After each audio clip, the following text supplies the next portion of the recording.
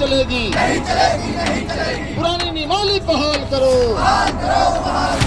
शिक्षा चयन आयोग पंचवर्षीय योजना चला रही है 2022 की वैकेंसी और अब 2026 में आ रही है। बेरोजगारों की आवाज सरकार गंभीरता से ले, वरना 2027 में हम लोग गंभीरता से अगर ले पाए ना तो फिर समझ में आ जाएगा सरकार। चुनाव हरवाने की बात कर रहे हैं। अब भाई हरवाएंगे नहीं, लेकिन जीतने नहीं देंगे। बिना किसी पूर्व सूचना के बदलाव कर दिए, उसके चलते करीब यूपी टीजीटी पीजीटी में 5 लाख से अधिक अभ्यर्थी जो है परीक्षा से बाहर हो रहे हो, फॉर्म ही नहीं डाल पाएंगे। हमें उनकी नई नियमावली से कोई प्रॉब्लम नहीं है, बट वो जो आने वाली वैकेंसी है उसमें हमें एक चांस दे वो। उनको 1 वर्ष के लिए छूट मिलनी चाहिए। हाँ, जो ये जो अभी वैकेंसी आने वाली है 24,000 समथिंग, तो उसमें हमें बस एक चांस चाहिए। नमस्कार, मेरा नाम हुआ राजन कश्यप। आप देख रहे हैं खबरों की बतंगड़। अभी हमारी मौजूदगी प्रयागराज के चर्च हाउस के पास है, जहाँ पे धरना स्थल है। यहाँ पर विद्यार्थियों और जो इसके उम्मीदवार हैं, इन्होंने टीजीटी पीजीटी को लेकर के, नई नियमावली को लेकर के वो अपना धरना प्रदर्शन कर रहे हैं और सरकार से अपनी मांग कर रहे हैं कि नई नियमावली के तहत जो छात्र लोग छट गए हैं उनको पुरानी नियमावली जो जिसके तहत में वो अप्लाई कर सकते हैं, जिसके तहत में उन अपनी योग्यता को साबित कर सकते हैं, नौकरी पा सकते हैं, वो पुरानी नियमावली 1 वर्ष के लिए वो लागू कर दिया जाए। यह पूरा मामला जो है क्या है, किस तरह से है, क्या नई नियमावली है, पुरानी नियमावली कैसे थी, क्या थी, इस सारे मुद्दे को समझते हैं। हमारे साथ यहाँ पे जो उम्मीदवार लोग हैं उनसे बातचीत करते हैं और समझते हैं। क्या नाम हुआ अभी आपका? मेरा नाम भानु शुक्ला है। आप क्या करते हैं? यहीं प्रयाग के हैं या बाहर से आए हैं? मैं बहराइच से हूँ सर। आप बहराइच से आए हैं धरना देने? हम लोग यहीं पे रह के तैयारी करते हैं। और हम लोग का मामला ये है कि हम लोग यूपी टीजीटी पीजीटी के पीड़ित छात्र हैं। 2022 में जब विज्ञापन आया था तब हम लोग योग्य थे, लेकिन सीटें बहुत कम थीं। हम लोग के सब्जेक्ट में 148 146 सीटें थीं। तो हम लोग इस उम्मीद के साथ निरंतर तैयारी करते रहे कि इसमें सीटें कम हैं, कोई बात नहीं, मेहनत किया जाएगा तो आने वाली वैकेंसी में हम लोग सफलता प्राप्त कर लेंगे। लेकिन 2022 का जो विज्ञापन था उसका एग्ज़ाम आप करा रहे हैं 2026 में। 4.5 साल से भी ज़्यादा का समय हो गया। हम लोग एक उम्मीद के साथ पढ़ते रहे कि अगर उसमें नहीं हो रहा है, कम सीटें हैं, तो आने वाले विज्ञापन में जो 23,000 से अधिक भर्ती आ रही है, हम लोगों को सफलता ज़रूर मिलेगी। अब बताइए, हम लोग 4 साल से अधिक समय तक एक ही विषय पढ़ रहे हैं। यूपी टीजीटी की हम लोग तैयारी कर रहे हैं। मेरा कला विषय है। अब कला विषय के अलावा मैंने इसमें एक सवाल बनता है जी कि जो 22 की जो वैकेंसी थी उसमें जो नोटिफिकेशंस आए थे और आज जो वैकेंसीज आने वाली है और जिसका नोटिफिकेशन आने वाली है, तो इसमें ऐसा क्या मामला है जिसको आप लोग धरना प्रदर्शन के तौर पे अपनी मांग लागू करना चाहते हैं? 104 साल 103 साल से करीब जो पुरानी नियमावली है उसी के आधार पर परीक्षा हो रही, सनातन से चली आ रही नियमावली है, उसको अचानक से बिना किसी पूर्व सूचना के बदलाव कर दिए। उसके चलते करीब यूपी टीजीटी पीजीटी में 5 लाख से अधिक अभ्यर्थी जो है परीक्षा से बाहर हो रहे हो, फॉर्म ही नहीं डाल पाएंगे। तो ऐसे में अब हम लोग के सामने ये है कि हम लोग कहाँ जाएं? एलिजिबल ही नहीं रहेंगे फॉर्म भरने के। जो अभी एग्जाम हुआ है 22 वाले विज्ञापन के आधार पे, आप 26 में एग्जाम करा रहे हैं, हम लोग पात्र थे। और जो लड़के चयनित होकर जाके पढ़ाएंगे, अभी तक पढ़ा रहे हैं उसी डिग्री पे, वो लोग योग्य हैं और हम लोग आने वाले विज्ञापन में अयोग्य हो गए हैं। नई नियमावली में ऐसी क्या प्रावधान किए गए हैं जिसके तहत आप लोग की छटाई हो गई? कुछ सब्जेक्ट ऐसे थे भैया जिसमें विशेष डिग्री के चलते हम लोग को मौका मिलता था, लेकिन अब उसमें अचानक से ऐसे परिवर्तन कर दिए गए, बीएड लागू कर दिया गया। तो अब बीएड करने में और योग्यता पूरी करने में कम से कम हम लोग को 5 साल का समय लगेगा। बीएड मान लीजिए 2 साल का, और अगर हम बीएफए करने जाएंगे तो 3 साल, उसमें 4 साल ले लीजिए, तो 5 से 6 साल समय हम लोग को योग्यता पूरी करने में लग जाएगा। और आपकी वैकेंसी कभी 5 साल कभी 4 साल पे आती है। और 22 का विज्ञापन था, आप एग्जाम करा रहे हैं 26 में, और ये भी नोटिफिकेशन आया नहीं है। नोटिफिकेशन आने वाला है। और मैं आपको बताना चाहता हूं कि यहाँ के जो अपर शिक्षा निदेशक कामताराम पाल जी हैं, हम लोग 11 तारीख से 15 तारीख तक धरना दिए कंटिन्यू। 15 को आए, शिक्षा सेवा चयन आयोग से भी जो है पदाधिकारी आए, निदेशालय से भी आए, माध्यमिक से भी आए। हम लोगों से आकर उन्होंने हमारा ज्ञापन लिया और कहा उन्होंने कि मैं आपकी बात शासन स्तर तक पहुंचाऊंगा और वहां से निर्णय आएगा तो हम आपको मौका जरूर देंगे। लेकिन हम लोग के साथ छल किया उन्होंने। छल ये किया कि हम लोग इस तपती धूप में 42 से 45 डिग्री टेम्परेचर में बैठे रहे और आके आप हमारा लेटर लेके चले गए, लेकिन अभी तक वो शासन के पास हम लोग का लेटर नहीं भेजे थे। जब कल हम लोग खून से मुख्यमंत्री जी को पत्र लिखने के लिए मजबूर हो गए, सबका ब्लड निकाला जाने लगा, इसके बाद हम लोगों की मांगों को माननीय मुख्यमंत्री जी तक भेजने का ये तब भेजे हैं। तो ऐसे कामता जो पाल हैं, इनके लिए एक शायरी है कि जुल्म करती ये जवानी भी नहीं मांगोगे, जुल्म करती भी ये जवानी भी नहीं मांगोगे, खून में अपने रवानी भी नहीं मांगोगे, मेरे मिट्टी के घरौंदों पे बरसने वालों मैं जो गरजूंगा तो पानी भी नहीं मांगोगे। तो ऐसे अयोग्य लोग बैठे हैं, ऐसे भ्रष्टाचारी लोग हम लोग के भविष्य के साथ खिलवाड़ कर रहे हैं। बताइए क्या इनके बच्चे नहीं, इनका परिवार नहीं, इनको ऐसा करना चाहिए हम लोग के साथ? सवाल इसमें बनता है कि जैसे आप लोग प्रशासन को अपना विज्ञापन दे रहे हैं, ज्ञापन दे रहे हैं, उधर से कोई जवाब आया है या अभी नहीं आया है? कुछ भी नहीं आया? नहीं, देखिए 11 से कंटिन्यू हम लोगों का धरना प्रदर्शन यहाँ चल रहा हुआ है और 15 तारीख का जैसे हमारे छोटे भाई ने बताया कि वो विवश होके आए और ज्ञापन लिए, उन्होंने कहा, वादा किया यही मीडिया के सामने कि हम आपकी बात सरकार तक पहुंचाएंगे। विडंबना रही कांताराम पाल जी की, और हम लोगों का दुर्भाग्य रहा कि वो लेटर अपने पास रखे और शासन तक बात भी नहीं किए। और कल जैसे हमारे छोटे भाई ने अभी बताया कि हमने खून से पत्र लिखने की बात की, तो शासन प्रशासन सख्ते में आया और कहने लगा कि आपका लेटर मैं भेज दिया हूँ। और व्हाट्सएप पे मैसेज आया युवा मंच के अध्यक्ष माननीय अनिल सिंह जी के नेतृत्व में, जो हम लोग यहाँ पे धरने पे बैठे हुए हैं, तो उन्होंने उस चीज़ से अवगत कराया। लेकिन कांताराम पाल जी इतनी बड़ी निष्क्रियता, इतनी बड़ी बच्चों के साथ 45 डिग्री के टेम्परेचर में, चिलचिलाती धूम में चलती हुई गाड़ियों में एसी में बैठ के आते हैं।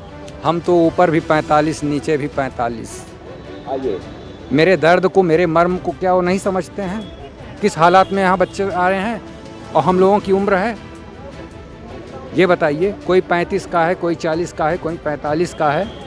इस डिग्री के माध्यम से अगर अपना भविष्य और अपने बच्चों का भविष्य हम सजोने का सपना देखे हैं 2022 से, और उसमें जितनी हमको मेहनत करनी पड़ी हमने किया।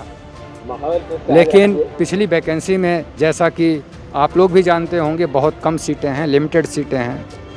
25,000 के आसपास? नहीं, हम 25,000 की बात नहीं कर रहे हैं, 2022 की वैकेंसी की बात कर रहे हैं। और ये देखिए, विडंबना ये भी है कि 3-4 जून को जिस नियमावली के तहत हम योग्य थे, आने वाले जुलाई महीने में विज्ञापन में हम अयोग्य हो जा रहे हैं।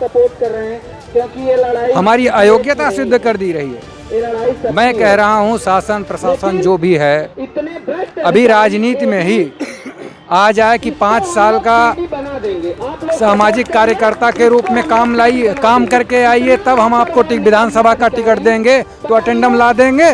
और जिस प्रावधान को लाना चाहते हैं 5 वर्ष लगेंगे, 3 साल बीए में, 2 साल बीएड में। तो हम इस मुकाम पे खड़े हैं, मुझे एक मौका दे दीजिए। और बाबा जी से विनम्र निवेदन है कि मेरे मर्मों को समझें। शिक्षा चयन आयोग पंचवर्षीय योजना चला रही है, 2022 की वैकेंसी और अब 2026 में आ रही है, उसमें भी छटनी किया जा रहा है। जो पुरानी नियमावली है जिसके तहत जो अभ्यर्थी उसके लिए एलिजिबल थे, उनको इस चीज़ से बेदखल कर दिया जा रहा है। नई नियमावली क्या है वो हम जानते हैं। नई नियमावली ऐसा क्या है जिसके तहत आप लोग हट गए? देखिए, हमारी सीधी 1 मिनट में पूरी वार्ता है। अभी आज 24 जून है, 24 जून 2026। आज से 20 दिन पहले 4 जून को हम लोगों का 2022 का पेपर 4 जून को हुआ। 20 दिन पहले, मात्र 20 दिन पहले हम लोग योग्य थे। जो 4 जून को पेपर दिए हैं, जो उसमें सेलेक्ट होंगे, जो टीचर बनेंगे, वो योग्य हैं इसी जून महीना 2026 में ही। और आगामी आज 20 दिन हो गया है पेपर को हुआ, और आगामी 20 दिन में विज्ञापन भी आ जाएगा। यानी 40 दिन के अंतराल पे जो विज्ञापन आएगा उनको अयोग्य कर दिया जा रहा है। और 40 दिन पहले जो पेपर दे करके हो रहे हैं योग्य हो रहे हैं। इसमें लगभग एक अनुमानित तौर पर कितने छात्र हैं जो इससे बेदखल हो जाएंगे? कम से कम 5 लाख से अधिक छात्र प्रभावित होंगे इससे। 5 लाख छात्र, अगर आप एक परिवार में 5 लोग भी रख रहे हैं, तब भी 25 लाख छात्र कम से कम प्रभावित हो रहे हैं। 25 लाख व्यक्ति एक इस केवल नोटिफिकेशन से प्रभावित। ये जानिए कि जैसे 2022 की भर्ती है, 26 में पेपर हुआ, 4 साल कोई छात्र उसी को पढ़ा है, ठीक, 4 साल पढ़ा, और उसको अब जब मौका मिल रहा है एक नई भर्ती का, अभी 148 पदों पर भर्ती थी, अब लगभग 1100 पदों पर आ रही। जब वो 4 साल पढ़ा उसी को अब और मौका एक नए पैमाने पर मिलने जा रहा है, तो तो अब उसको अयोग्य घोषित कर दिया जा रहा है। आपका समर्थन कोई राजनीतिक पार्टी नहीं कर रही, विपक्ष पार्टियां आप लोग का समर्थन में नहीं आ रही हैं? नहीं, हमें राजनीतिक मुद्दा नहीं रखना, बस हमको अपनी लड़ाई लड़नी है। अब सरकार हमारी बातों को माने, क्योंकि सरकार को ही करना, प्रशासन को ही करना है, तो हमारी बातों को माने। हमें यहाँ कोई शौक नहीं है कि हम यहाँ आकर धूप में बैठे आंदोलन करें या किसी के खिलाफ कुछ बोले। ज्ञापन कितने दिन से आप लोग हैं यहाँ पे? हम लोग 11 जून से अनवरत धरने पर बैठे थे। 15 जून को हम लोगों को जो शिक्षा सेवा चयन आयोग से उप सचिव संजय सिंह आए, एडी निषेधक कांताराम पाल जी आए, हम लोगों का ज्ञापन लेके गए और कल हम लोग खून से पत्र लिखने जा रहे थे, तब हम लोगों का पत्र मुख्यमंत्री जी को भेजा गया है। अब आगे क्या कार्रवाई होगी उसका जवाब हम लोग मांग रहे हैं। क्या नाम हुआ आपका? मेरा नाम नेहा सिंह है। क्या कर रहे इतनी गर्मी में यहाँ पे? यहाँ पे हम लोग जो टीजीटी पीजीटी जो प्राविधिक कला को बाहर किया गया है उसके लिए कि वो पुरानी नियमावली से ही करवाए, तो हम लोग यहाँ पे धरना दे रहे हैं। इसमें एक चीज़ समझना था कि ये क्या विषय से आधारित है क्या, कि कुछ पिछले बार इंग्लिश लिटरेचर और को लिया गया था, इस बार इनसे नई नियमावली ऐसी क्या है जिसके तहत आप लोग बाहर आए? नई नियमावली में उन्होंने बीएड लागू किया, तो बीएड लागू करने की मतलब बीएड जो होगा, बीएड करने के लिए हमें 5 साल लगेगा। अगर किसी ने टेक्निकल आर्ट किया है, वो 12th से है, तो फिर वो ग्रेजुएशन करेगा, 3 साल का ग्रेजुएशन, फिर बीएड करना पड़ेगा 2 साल का। अभी 5 साल को टाइम भी नहीं है। हमें उनकी नई नियमावली से कोई प्रॉब्लम नहीं है, बट वो जो आने वाली वैकेंसी है उसमें हमें एक चांस दें। वो आप लोग का कहना है कि 1 वर्ष के लिए छूट मिलनी चाहिए। हाँ, जो ये अभी वैकेंसी आने वाली है 24,000 समथिंग, तो उसमें हमें बस एक चांस चाहिए। हमको उनकी नई नियमावली से कोई प्रॉब्लम नहीं, वो लागू करें, लेकिन एक चांस हमें दें।